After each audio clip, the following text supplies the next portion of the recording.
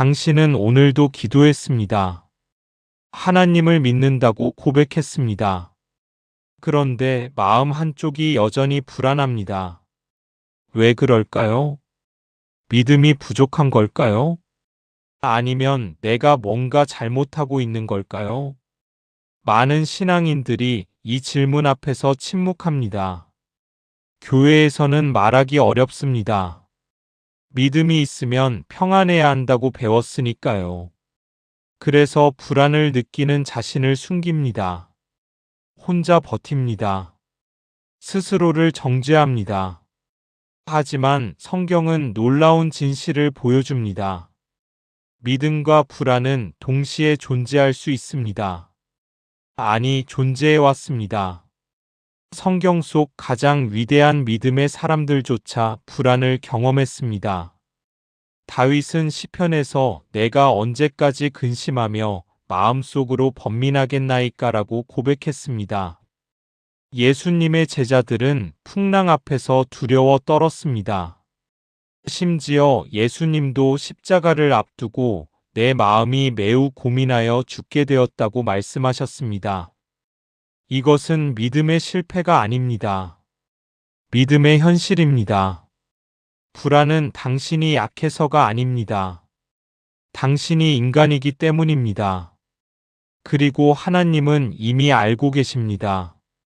당신의 불안을, 당신의 두려움을, 당신의 숨겨진 질문들을. 오늘 이 시간 우리는 함께 묻습니다. 왜 믿음이 있는데도 불안한가? 성경은 이 질문에 어떻게 답하는가? 그리고 불안 속에서도 어떻게 평안을 경험할 수 있는가? 이제 그 답을 하나씩 풀어가겠습니다. 우리는 믿음을 오해하고 있습니다. 믿음을 감정의 상태로 착각합니다.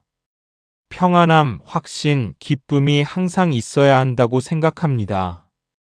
그래서 불안이 찾아오면 당황합니다.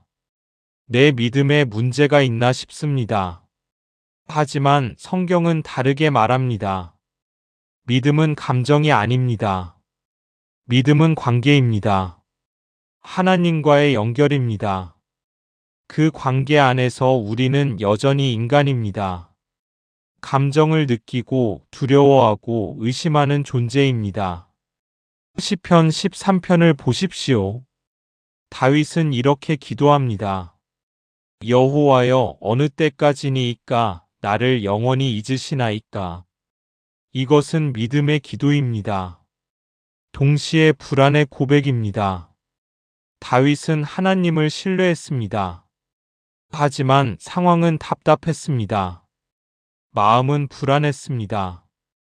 그는 이 모순을 숨기지 않았습니다. 하나님 앞에 그대로 가져갔습니다.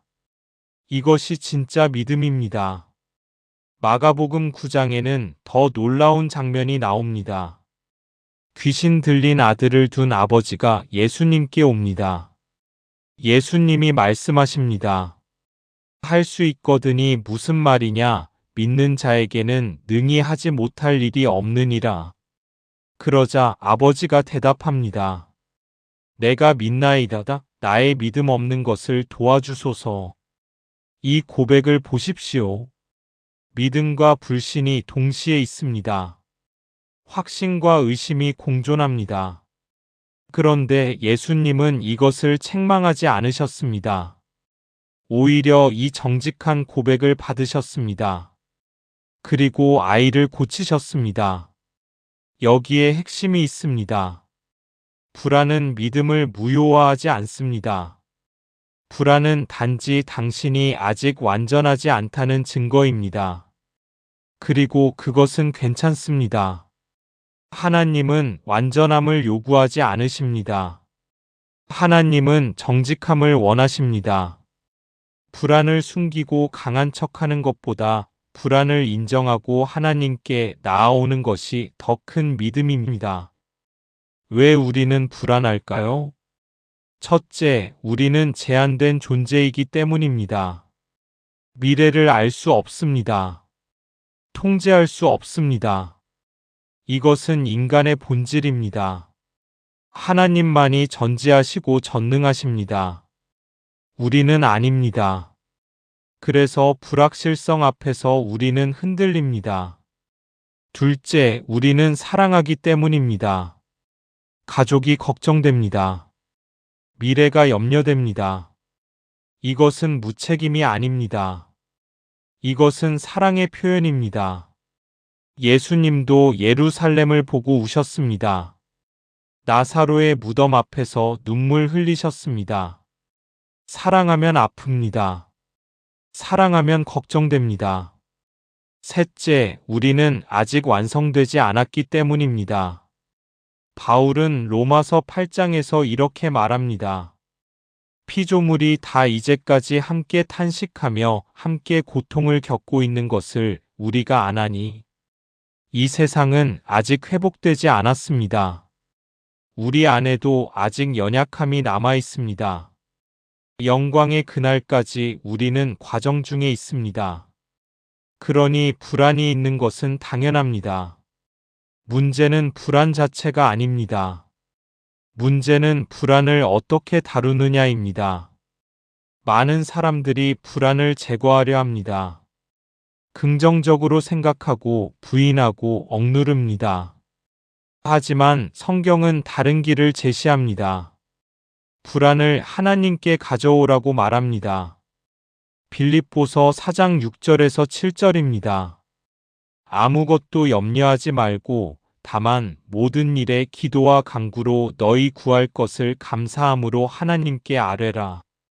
염려하지 말라는 것은 감정을 억압하라는 뜻이 아닙니다. 염려를 기도로 바꾸라는 뜻입니다. 불안을 혼자 안고 있지 말고 하나님 앞에 내려놓으라는 뜻입니다. 그때 모든 지각에 뛰어난 하나님의 평강이 그리스도 예수 안에서 너희 마음과 생각을 지키시리라고 약속하십니다. 평안은 불안이 사라져서 오는 것이 아닙니다. 평안은 불안 속에서 하나님과 연결될 때 옵니다. 이것이 성경이 말하는 평안입니다. 세상이 주는 평안과 다릅니다. 상황이 좋아서 오는 평안이 아닙니다. 폭풍 한가운데서도 경험하는 평안입니다. 그렇다면 우리는 어떻게 이 평안을 경험할 수 있을까요? 불안과 함께 사는 법은 불안을 없애는 것이 아닙니다. 불안을 올바른 곳에 가져가는 것입니다. 그 장소는 하나님의 임재입니다. 시편 기자들은 이것을 알았습니다. 그들은 불안을 감추지 않았습니다. 시편 42편을 보십시오. 내 영혼아 내가 어찌하여 낙심하며 어찌하여 내 속에서 불안해하느냐. 이것은 자기 영혼과의 대화입니다. 불안을 인정하는 순간입니다. 그런데 여기서 멈추지 않습니다. 너는 하나님께 소망을 두라. 그가 나타나 도우심으로 말미암아 내 하나님을 여전히 찬송하리로다. 불안을 인정하고 동시에 소망을 선택합니다. 이것이 첫 번째 원리입니다. 불안을 부인하지 말고 직면하십시오. 나는 지금 불안하다고 말하십시오. 이것은 약함의 고백이 아닙니다. 정직함의 시작입니다. 많은 사람들이 불안을 느끼면서도 인정하지 않습니다. 괜찮은 척합니다. 신앙이 좋은 척합니다. 하지만 하나님은 이미 아십니다. 시편 139편 2절입니다. 주께서 내가 앉고 일어섬을 아시며 멀리서도 나의 생각을 밝히 아시오며 하나님 앞에서 우리는 숨길 수 없습니다. 그러니 숨기려 하지 마십시오. 솔직하게 나아가십시오. 두 번째 원리는 기도의 재발견입니다. 기도를 형식으로 생각하지 마십시오. 기도는 관계의 언어입니다. 불안할 때 우리는 기도를 잊어버립니다. 걱정만 반복합니다. 머릿속으로 최악의 시나리오를 그립니다. 하지만 그것은 기도가 아닙니다. 그것은 혼잣말입니다. 기도는 방향을 바꾸는 것입니다. 내 생각에서 하나님께로, 내 두려움에서 하나님의 약속으로. 시편 55편 22절을 보십시오. 내 짐을 여호와께 맡기라. 그가 너를 붙드시고 의인의 요동함을 영원히 허락하지 아니하시리로다. 짐을 맡기라는 것입니다. 혼자 지지 말라는 것입니다. 어떻게 맡길까요? 말로 표현하는 것입니다. 하나님, 저는 지금 이것 때문에 불안합니다. 앞으로 어떻게 될지 모르겠습니다. 두렵습니다. 이렇게 구체적으로 말하십시오. 한나가 그랬습니다. 사무엘상 1장에서 한나는 자녀가 없어 마음이 괴로웠습니다. 성전에 가서 통곡하며 기도했습니다. 그녀는 아무 말 없이 입술만 움직였습니다. 제사장 엘리는 그녀가 취한 줄 알았습니다. 하지만 한나는 말했습니다. 나는 술 취한 여자가 아니라 마음이 슬픈 여자입니다. 내가 지금까지 기도한 것은 나의 원통함과 격분함이 많기 때문입니다. 한나는 자신의 고통을 숨기지 않았습니다.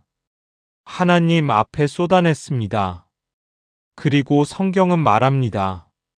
그가 얼굴에 다시는 근심빛이 없더라. 평안이 찾아왔습니다. 상황이 바뀌기 전에 평안이 왔습니다. 이것이 기도의 능력입니다. 세 번째 원리는 말씀에 머무는 것입니다. 불안할 때 우리는 생각의 소용돌이에 갇힙니다. 같은 걱정을 반복합니다. 그럴 때 필요한 것은 진리에 닫힙니다. 요한복음 14장 27절입니다. 예수님이 제자들에게 말씀하십니다. 평안을 너희에게 끼치노니 곧 나의 평안을 너희에게 주노라. 내가 너희에게 주는 것은 세상이 주는 것과 같지 아니하니라. 너희는 마음에 근심하지도 말고 두려워하지도 말라. 이 말씀을 붙드십시오. 암송하십시오. 반복하십시오. 불안이 찾아올 때마다 이 말씀으로 돌아오십시오. 말씀은 우리의 생각을 바꿉니다. 거짓된 믿음을 깨뜨립니다. 나는 혼자다라는 거짓을, 하나님이 나를 버리셨다라는 거짓을, 앞으로 모든 것이 무너질 것이다라는 거짓을, 이 거짓들을 진리로 대체하십시오. 하나님은 나와 함께 하신다. 하나님은 나를 사랑하신다. 하나님은 나를 지키신다. 이것이 말씀의 능력입니다. 네 번째 원리는 공동체 안에 머무는 것입니다. 불안은 우리를 고립시킵니다. 혼자 있고 싶게 만듭니다. 아무에게도 말하고 싶지 않게 만듭니다. 하지만 이것은 위험합니다. 고립은 불안을 키웁니다. 전도서 4장 9절에서 10절입니다. 두 사람이 한 사람보다 나음은 그들이 수고함으로 좋은 상을 얻을 것임이라. 혹시 그들이 넘어지면 하나가 그 동물을 붙들어 일으키려니와 홀로 있어 넘어지고 붙들어 일으킬 자가 없는 자에게는 화가 있으리라. 당신에게는 함께할 사람이 필요합니다. 당신의 불안을 들어줄 사람이, 당신을 위해 기도해 줄 사람이. 야고보서 5장 16절입니다. 그러므로 너희 죄를 서로 고백하며 병이 낫기를 위하여 서로 기도하라. 의인의 간구는 역사하는 힘이 큼이니라. 서로 고백하라고 했습니다. 혼자 끙끙대지 말라는 것입니다. 신뢰할 수 있는 사람에게 말하십시오. 나 지금 힘들어. 나 요즘 불안해. 이것은 약함이 아닙니다. 이것은 지혜입니다. 이것은 믿음입니다. 하나님이 공동체를 통해 일하심을 아는 믿음입니다. 이 네 가지 원리를 기억하십시오. 불안을 인정하고 기도로 맡기고 말씀에 머물고 공동체와 함께하는 것. 이것이 불안 속에서도 평안을 경험하는 길입니다. 하지만 여기서 한 가지 더 중요한 질문이 남습니다. 이 모든 것을 해도 불안이 사라지지 않으면 어떻게 해야 할까요? 우리는 기대합니다. 기도하면 불안이 사라질 것이라고. 말씀을 읽으면 평안이 올 것이라고. 그런데 때로는 그렇지 않습니다. 기도해도 마음은 여전히 무겁습니다. 말씀을 읽어도 불안은 계속됩니다. 그럴 때 우리는 다시 좌절합니다. 역시 내 믿음이 부족한가 보다. 하지만 잠깐 멈춰 보십시오. 혹시 하나님이 다른 방식으로 일하고 계신 건 아닐까요? 불안을 즉시 제거하는 대신 불안 속에서 당신을 빚고 계신 건 아닐까요? 고린도후서 12장에 바울의 이야기가 나옵니다. 바울에게는 육체의 가시가 있었습니다. 무엇인지 정확히 알 수 없습니다. 하지만 그것은 바울을 괴롭혔습니다. 바울은 3번이나 기도했습니다. 이것을 내게서 떠나게 해주소서. 하지만 하나님의 응답은 달랐습니다. 내 은혜가 내게 족하도다. 이는 내 능력이 약한 데서 온전하여짐이라.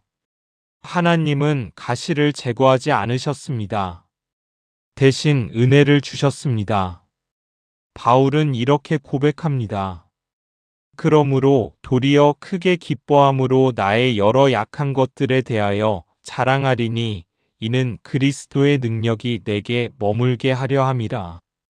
여기에 중요한 진리가 있습니다. 하나님은 때로 우리의 약함을 허락하십니다. 그 이유는 우리를 버리기 위함이 아닙니다. 우리가 그분의 능력을 더 깊이 경험하게 하기 위함입니다. 불안이 머물 때 우리는 배웁니다. 자기 힘으로는 할 수 없다는 것을, 통제할 수 없다는 것을, 의지할 곳이 하나님밖에 없다는 것을. 이것은 굴욕이 아닙니다. 이것은 은혜의 자리입니다. 야고보서 1장 2절에서 4절입니다. 내 형제들아 너희가 여러 가지 시험을 당하거든 온전히 기쁨으로 여기라. 이는 너희 믿음의 시련이 인내를 만들어내는 줄 너희가 알미라. 인내를 온전히 이루라. 이는 너희로 온전하고 구비하여 조금도 부족함이 없게 하려 함이라. 시험과 시련이 있습니다. 그것은 우리를 파괴하려는 것이 아닙니다. 우리를 온전케 하려는 과정입니다. 불안도 마찬가지입니다. 불안은 우리를 더 깊은 신뢰로 이끕니다. 표면적인 믿음에서 뿌리 깊은 믿음으로. 히브리서 11장에는 믿음의 사람들이 나옵니다. 그들은 놀라운 일을 경험했습니다. 홍해가 갈라졌습니다. 성벽이 무너졌습니다. 하지만 히브리서 11장 13절을 보십시오. 이 사람들은 다 믿음으로 말미암아 죽었으며 약속을 받지 못하였으되 그들은 약속을 보지 못했습니다. 답을 받지 못했습니다. 그런데도 믿음의 사람이라 불립니다. 왜일까요? 그들은 결과가 아니라 하나님을 붙들었기 때문입니다. 해결이 아니라 관계를 선택했기 때문입니다. 이것이 성숙한 믿음입니다. 우리는 기적을 원합니다. 즉각적인 응답을 원합니다. 하지만 하나님은 때로 기다리게 하십니다. 그 기다림 속에서 우리는 자랍니다. 욥기를 보십시오. 욥은 모든 것을 잃었습니다. 재산, 자녀, 건강까지. 그는 하나님께 질문했습니다. 왜입니까? 하지만 하나님은 직접 답하지 않으셨습니다. 대신 욥에게 자신이 누구신지 보여주셨습니다. 욥기 38장부터 41장까지 하나님은 자신의 창조와 주권을 드러내셨습니다. 그리고 욥은 깨달았습니다. 욥기 42장 5절입니다. 내가 주께 대하여 귀로 듣기만 하였사오나 이제는 눈으로 주를 배움나이다. 욥은 답을 얻지 못했습니다. 하지만 하나님을 더 깊이 알게 되었습니다. 이것이 고난과 불안의 목적입니다. 우리를 하나님께 더 가까이 이끄는 것입니다. 예수님의 제자들을 생각해 보십시오. 마가복음 4장에서 제자들은 배를 타고 바다를 건넜습니다. 갑자기 큰 광풍이 일어났습니다. 물결이 배에 부딪혀 들어왔습니다. 제자들은 두려워 떨었습니다. 예수님은 고물에서 주무시고 계셨습니다. 제자들이 깨웠습니다. 선생님이여, 우리가 죽게 된 것을 돌보지 아니하시나이까. 예수님이 일어나 바람과 바다를 꾸짖으셨습니다. 잠잠하라, 고요하라. 큰 잔잔함이 되었습니다. 그리고 예수님이 물으셨습니다. 어찌하여 이렇게 무서워하느냐? 너희가 어찌 믿음이 없느냐? 주목하십시오. 예수님은 폭풍을 즉시 멈추지 않으셨습니다. 제자들이 두려움을 경험하게 하셨습니다. 왜일까요? 그들이 배워야 했기 때문입니다. 폭풍 속에서도 예수님이 함께 계신다는 것을, 예수님의 권세가 모든 것 위에 있다는 것을, 불안도 마찬가지입니다. 하나님은 당신의 불안을 즉시 제거하지 않을 수 있습니다. 하지만 불안 속에서 함께 하십니다. 그리고 그 과정에서 당신은 배웁니다.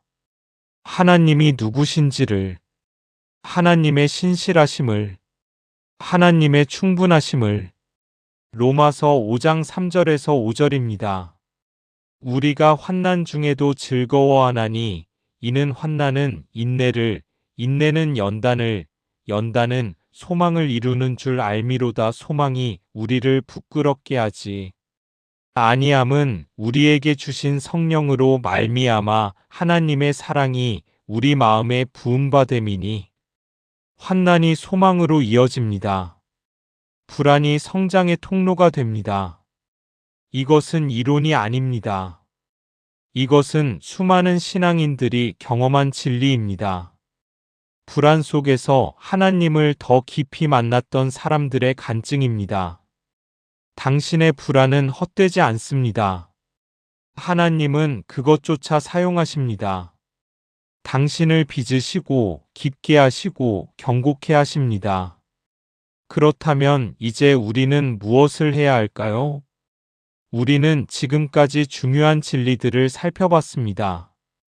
믿음과 불안은 공존할 수 있다는 것, 불안을 하나님께 가져올 수 있다는 것, 불안이 때로 성장의 도구가 된다는 것. 이제 이 모든 것을 하나로 모아야 합니다. 실제 삶 속에서 어떻게 살아갈 것인가의 문제입니다. 첫 번째로 평안을 재정의해야 합니다. 우리는 평안을 잘못 이해했습니다. 평안은 문제가 없는 상태가 아닙니다. 평안은 문제 속에서도 흔들리지 않는 중심입니다. 요한복음 16장 33절입니다. 예수님이 말씀하십니다. 이것을 너희에게 이르는 것은 너희로 내 안에서 평안을 누리게 하려 함이라. 세상에서는 너희가 환난을 당하나 담대하라. 내가 세상을 이기었노라. 주목하십시오. 평안과 환난이 함께 있습니다. 평안은 환난이 없어서 오는 게 아닙니다. 예수님 안에 있어서 오는 것입니다. 이것은 상황 의존적 평안이 아닙니다. 관계적 평안입니다. 폭풍이 불어도 마음이 불안해도 그 한가운데 하나님이 계시기에 우리는 평안할 수 있습니다. 이것이 성경이 말하는 평안입니다. 두 번째로 현재에 머무는 법을 배워야 합니다. 불안은 대부분 미래에서 옵니다. 만약 이렇게 되면 어쩌지? 저것이 잘못되면 어떡하지? 우리는 아직 오지 않은 일을 걱정합니다. 하지만 예수님은 마태복음 6장 34절에서 말씀하십니다. 그러므로 내일 일을 위하여 염려하지 말라. 내일 일은 내일이 염려할 것이요 한날의 괴로움은 그날로 족하니라. 오늘에 집중하라는 것입니다. 오늘 주어진 은혜로 오늘을 살라는 것입니다. 이스라엘 백성이 광야에서 만나를 받았던 것처럼 하루치만 주어졌습니다. 내일 것을 모으려 하면 썩었습니다. 하나님은 매일매일 공급하셨습니다. 우리의 삶도 그렇습니다. 오늘의 은혜는 오늘을 위한 것입니다. 내일 걱정할 힘까지 주시지 않습니다. 내일은 내일의 은혜가 있을 것이기 때문입니다. 예레미야해가 3장 22절에서 23절입니다.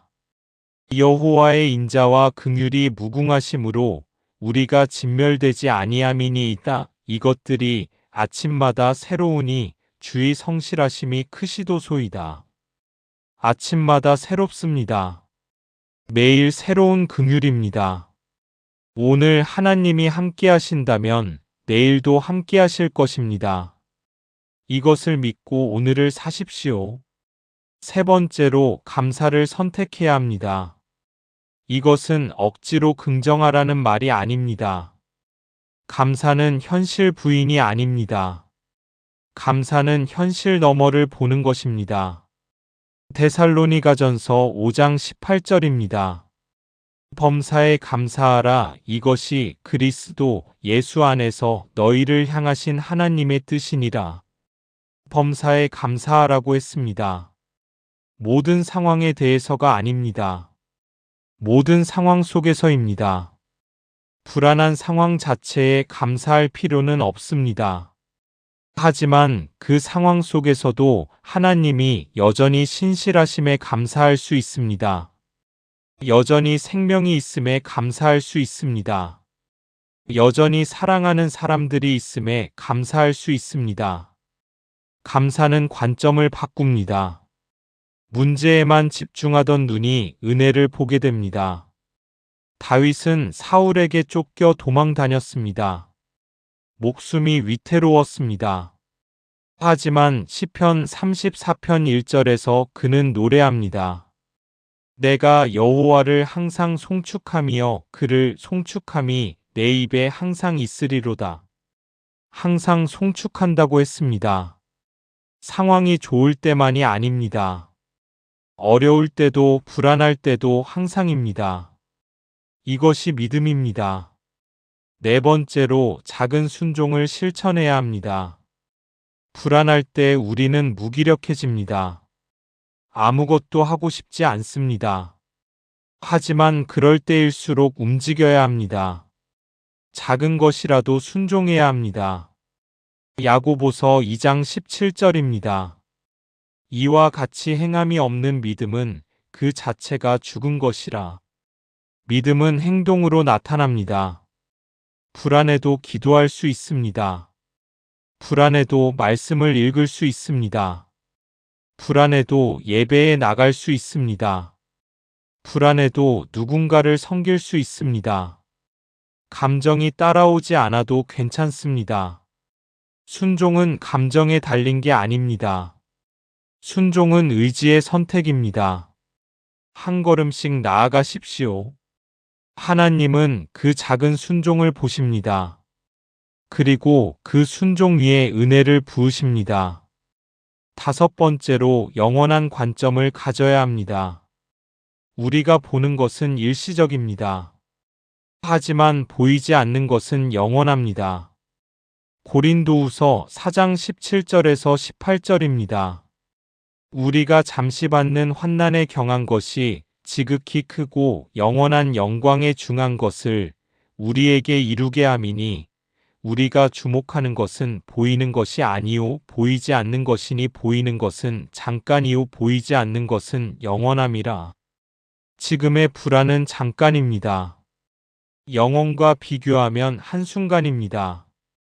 이것이 끝이 아닙니다. 요한계시록 21장 4절을 보십시오. 모든 눈물을 그 눈에서 닦아주시니 다시는 사망이 없고 애통하는 것이나 곡하는 것이나 아픈 것이 다시 있지 아니하리니 처음 것들이 다 지나갔음이러라. 그날이 옵니다. 모든 눈물이 닦아지는 날이, 모든 불안이 사라지는 날이, 하나님을 얼굴과 얼굴로 대면하는 날이, 그날까지 우리는 여정 중입니다. 완성되지 않은 존재입니다. 그러니 불안이 있어도 괜찮습니다. 중요한 것은 포기하지 않는 것입니다. 계속 나아가는 것입니다. 넘어져도 다시 일어서는 것입니다.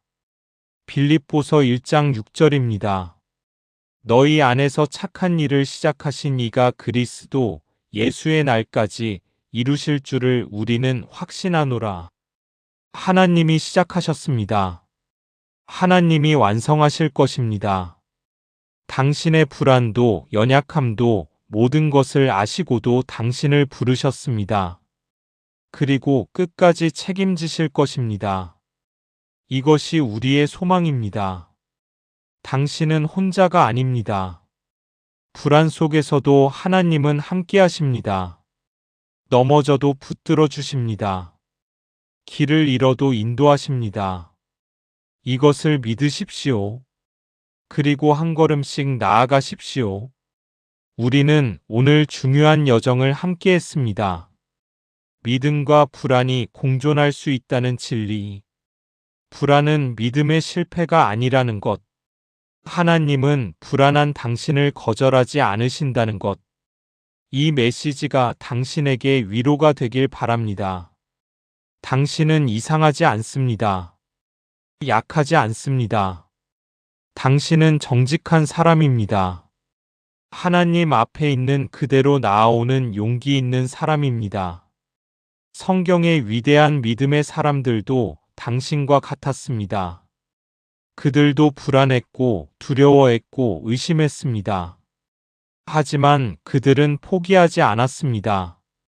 불안 속에서도 하나님께 나아갔습니다. 그리고 하나님은 그들을 붙드셨습니다. 지금도 마찬가지입니다. 하나님은 당신을 붙들고 계십니다. 당신의 불안을 아십니다. 당신의 고민을 이해하십니다. 그리고 당신을 사랑하십니다. 변함없이, 조건 없이 사랑하십니다. 시편 46편 1절입니다. 하나님은 우리의 피난처시요 힘이시니 환난 중에 만날 큰 도움이시라. 하나님은 피난처이십니다. 불안할 때 달려갈 곳이십니다. 당신을 정죄하지 않으십니다. 오히려 품어주십니다. 이것을 기억하십시오. 앞으로도 불안한 날들이 있을 것입니다. 그것은 자연스러운 일입니다. 하지만 이제 당신은 압니다. 불안이 끝이 아니라는 것을, 불안 너머에 하나님이 계시다는 것을, 그리고 하나님은 당신을 완성시키고 계시다는 것을, 오늘 이 메시지가 당신의 마음에 평안이 되길 기도합니다. 당신은 혼자가 아닙니다. 하나님이 함께 하십니다. 그리고 우리도 함께 합니다. 같은 여정을 걷는 신앙의 동료들이 있습니다. 함께 나아갑시다. 불안 속에서도 평안을 향해. 이 영상이 당신에게 위로가 되었다면 혼자만 간직하지 마세요. 지금 이 순간에도 같은 고민을 하는 분들이 있습니다. 나만 이런가? 내 믿음이 이상한 건가? 조용히 혼자 버티고 있는 분들이 있습니다. 구독 버튼을 눌러주세요. 그리고 이 영상을 공유해주세요. 당신의 작은 행동이 누군가에게는 큰 위로가 될 수 있습니다. 노아 채널은 매주 정죄 없는 성경적 위로를 전합니다. 완벽하지 않아도 괜찮다는 메시지를, 불안해도 사랑받는다는 진리를, 함께 걸어갈 동료가 필요하신가요? 구독하시면 매주 당신의 마음에 평안을 전해드립니다. 좋아요를 눌러주시면 더 많은 분들이 이 메시지를 만날 수 있습니다. 댓글로 당신의 이야기를 나눠주세요. 당신의 고백이 다른 누군가에게 용기가 됩니다. 우리는 혼자가 아닙니다. 함께 나아가는 신앙의 여정입니다. 오늘도 하나님은 당신과 함께 하십니다. 그 평안이 당신의 마음에 머물기를 기도합니다. 감사합니다.